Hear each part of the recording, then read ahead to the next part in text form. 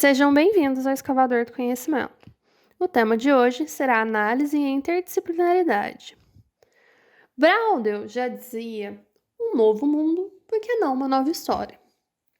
Dito isso, a análise é fruto de seu tempo, e muitos fatores estão ligados ao movimento, porque ele foi criado em um período muito conturbado de transformações políticas, econômicas, sociais e culturais.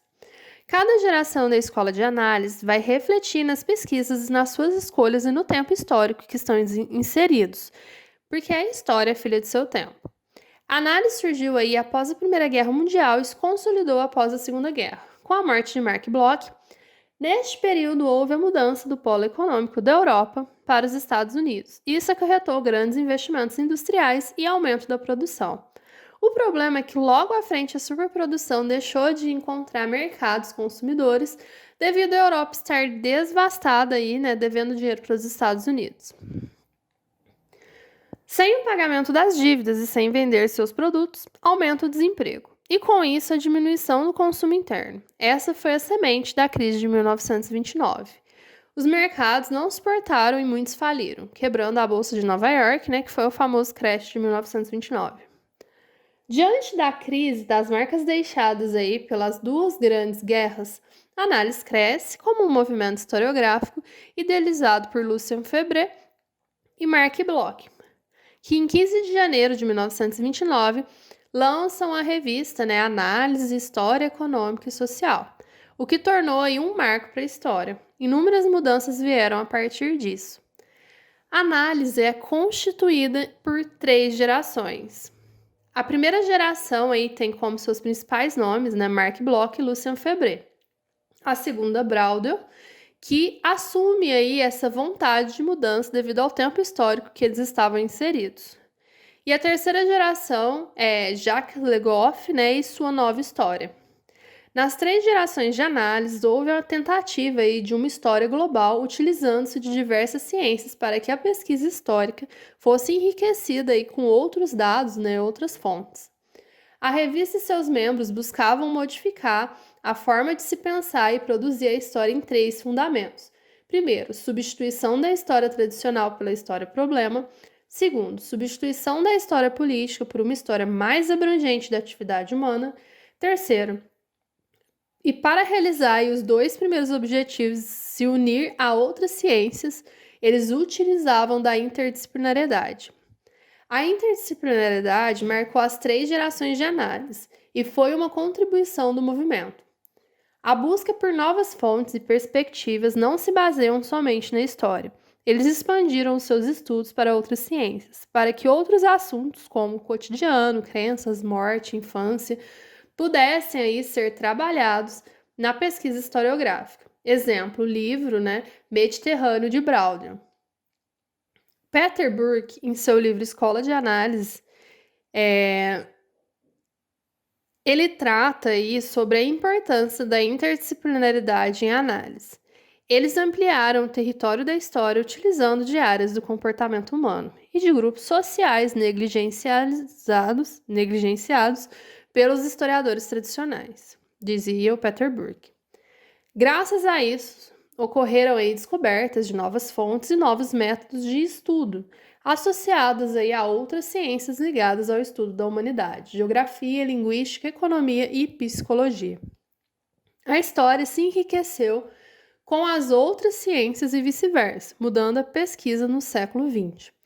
Essa união ficou aí marcada por 2 aspectos, Primeiro, a tentativa de romper com a história positivista escrita de forma factual, por documentos oficiais que apresentavam uma visão unilateral dos fatos. Segundo, o combate à história política, que só retornará na 3ª geração dos análises, mas que durante muito tempo foi marcada aí por ser uma história de heróis de um grupo específico.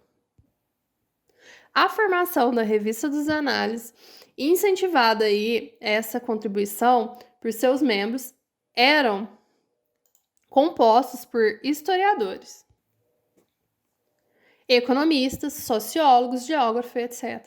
Mark Bloch e Febvre não pensavam nessas ciências como auxiliares, mas como uma tentativa de compor a totalidade do ser social do tempo. Essa junção com as outras ciências da humanidade não ocorreu de forma igual nas 3 gerações. Primeira geração de análise, sociologia, economia e psicologia. Bloch e Febret tiveram vidas acadêmicas semelhantes e foram marcados aí pelas obras e ensinamentos de seu professor Paul Vidal de Lablache, geógrafo que tinha interesse em colaborar com historiadores e sociólogos. Ele dizia aos jovens que eles podiam atravessar o limiar de suas disciplinas, para poder ter uma visão diferente da história. Henri Bert tinha a intenção de convencer os historiadores a colaborarem com a psicologia e com a sociologia, para criar uma psicologia histórica coletiva. Bloch e Febret, que escreviam para a revista de Bert, seguem para este mesmo caminho, o da cooperação interdisciplinar. Neste período, a geografia está presente em suma aí nas obras de Febret, pois Bloch focou mais na sociologia e na geografia. Ele terá aí um papel de maior importância com Braudel na segunda geração de análise. Suas obras serão um reflexo da tentativa de se unir com outras disciplinas. Bloch, em Os Reis Traumaturgos, estuda a crença muito difundida na Inglaterra e na França de que o toque real poderia curar algumas doenças. A questão de sua obra não é o fato em si, mas a longa duração que essa crença permaneceu, aproximadamente até o século XVIII, e a construção de uma psicologia religiosa, que seja estudar os milagres e suas influências no imaginário coletivo em 1920, que antes estava ligada à sociologia e psicologia. A psicologia e sociologia também estiveram nos trabalhos de Febret.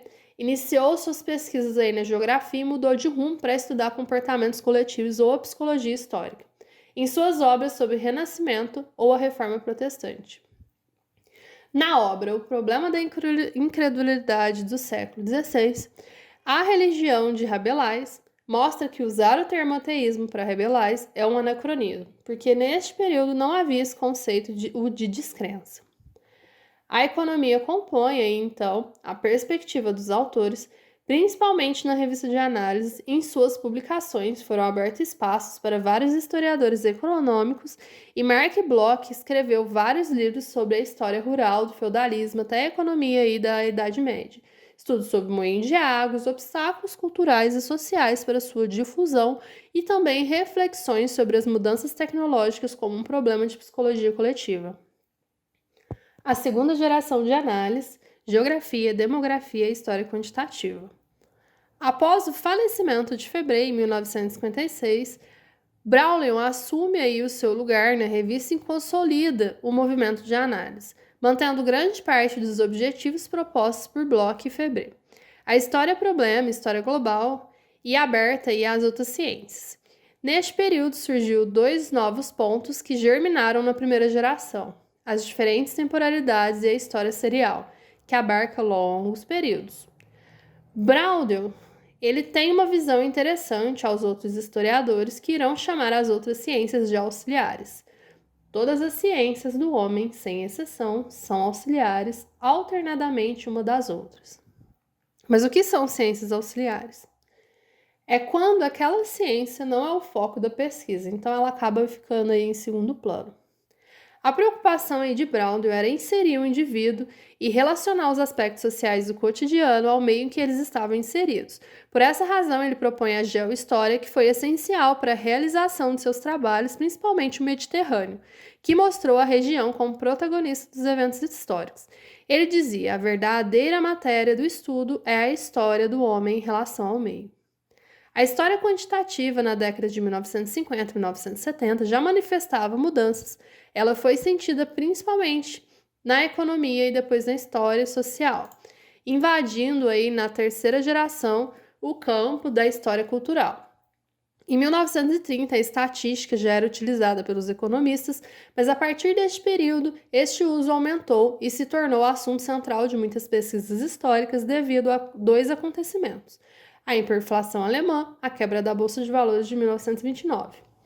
O historiador Ernest Lambrus trouxe 3 contribuições aí para o movimento. Primeiro, suas obras eram estudos complexos da história da França no período da Revolução e estuda aí a temporalidade de longa e curta duração através de gráficos e tabelas baseados em métodos e tendências da economia, marcando aí o uso dessa metodologia em análise. Segundo, ele trouxe para a análise uma importante influência marxista. Terceiro, ele modificou o formato da revista que ampliou seu espaço para abarcar gráficos e tabelas. A historiografia demográfica é uma ramificação da abordagem quantitativa. Ela estava ligada às crises econômicas da década de 1930. Ela também se ligou ao surto populacional da década de 1950. Historiadores que utilizavam essa abordagem, Louis Henry e Jean Mouvret, fizeram um paralelo entre a população atual com as do passado, vinculando registros de nascimento, óbito, casamento de regiões específicas aos dados econômicos e crises de um determinado período.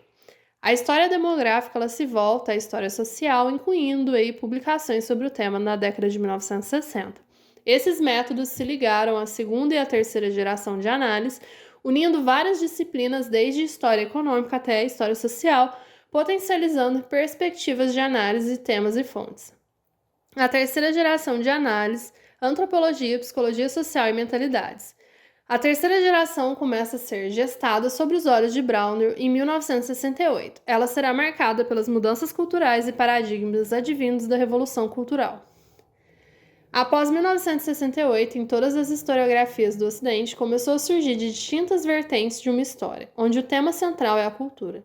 Isso acabou gerando um questionamento na relação da história com as outras disciplinas, deixando em segundo plano a geografia, economia e sociologia, e passa a se auxiliar com a antropologia, a filosofia e a psicologia social. Leroy Ladurie, discípulo orientado por Brown em sua tese, uniu a história quantitativa voltada para a economia com a história política, religiosa e psicológica, dando sinais dessa mudança que chegaria com a terceira geração, pois ninguém dominou o cenário das pesquisas, pois ainda não havia um tema fixo a ser estudado. Esse policentrismo levou alguns membros a permanecerem no projeto inicial de análise, proposto por Bloch e Febre. Outros expandiram temas marginais, exemplo morte, infância, corpo, mulher, etc. Alguns trouxeram de volta a história política e outros mantiveram o proposto por Brauder e a história quantitativa. Houve abertura a ideias estrangeiras e o polo de análise que, além da França, conquistou outros países. Temas que antes eram marginalizados do próprio movimento ganharam força, exemplo, história das mentalidades, abriram-se aí para novas perspectivas. Ares e sua obra sobre infância e morte é um exemplo de que um demógrafo histórico abandonou sua formação em prol de uma visão diferenciada.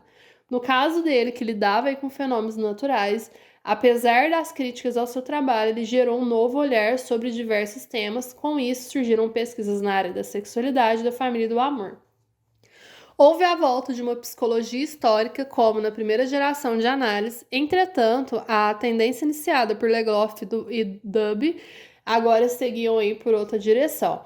Eles passaram a trabalhar com o imaginário coletivo, principalmente na Idade Média, transformações religiosas, exemplo, purgatório, templo religioso e templo do mercador, tentativa de explicar as funções sociais na Idade Média, exemplo, George Duby e sua sociedade medieval triparte, os que oram, os que guerreiam e os que trabalham.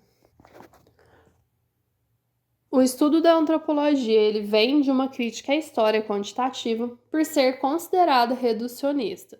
Isso acaba incentivando duas outras mudanças, o retorno da política e o ressurgimento da narrativa. A busca por entender a cultura simbólica popular e da vida cotidiana ligam a história e a antropologia de maneira permanente. Pierre Bourdieu, com seu imaginário popular, ele marcou aí a criação de estudos e conceitos fundamentais na história que surgiram posteriormente a partir dessa nova perspectiva não determinista da terceira geração. E também a história das mentalidades que irá representar justamente com a antropologia histórica as duas grandes mudanças na pesquisa histórica da terceira geração.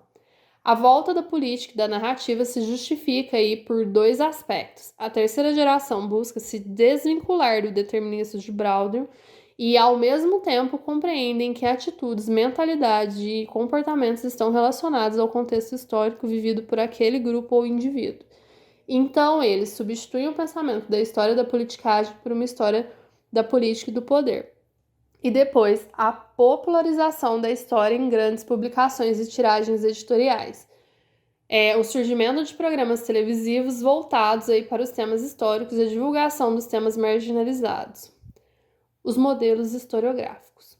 Legoff, em seu livro A História Nova, retrata como seriam as abordagens história-problema, conjuntura, estrutura, história global e a história serial, temporalidades, novas fontes, sistemas, etc. Para análise, a história não poderia ser escrita apenas a partir de documentos oficiais que talvez aí poderiam estar ligados a um grupo específico de pessoas da elite. A primeira busca de análise foi por novas fontes, novas perguntas, né, ou seja, a história-problema, novos pontos de vista, né, ou seja, a interdisciplinariedade, e Doce, um estudioso do movimento de análise, destaca aí as mudanças do trabalho do historiador a partir da revolução científica e da necessidade de utilizar um método para analisá-las. Alguns conceitos formulados ou adaptados por análise, temporalidade, né, conceito central do trabalho de análise indica que o tempo do estudo histórico não deve ser analisado aí de forma linear e contínua, porque as transformações e permanências ocorrem em níveis distintos em um mesmo período histórico e devem ser analisadas através da curta, da média e da longa duração do tempo. Ou seja, a história é quase imóvel, que é um termo utilizado muito aí por Browder. A conjuntura, conexão entre fenômenos diversos, mas simultâneos, irá representar aí no contexto de análise a curta e a média duração. Depois vem a estrutura, que é o oposto da conjuntura, representa os fenômenos que não mudam e permanecem durante um longo período, representando o tempo de longa duração. A escrita dessa nova história se dá através da história global, serial, total, que leva aos estudos da continuidade ou descontinuidade durante um tempo de longa duração. Pensar na história sobre vários aspectos e não apenas aí pela uma visão unilateral, e pensar na história também através da interdisciplinariedade é algo muito importante para a escola de análise.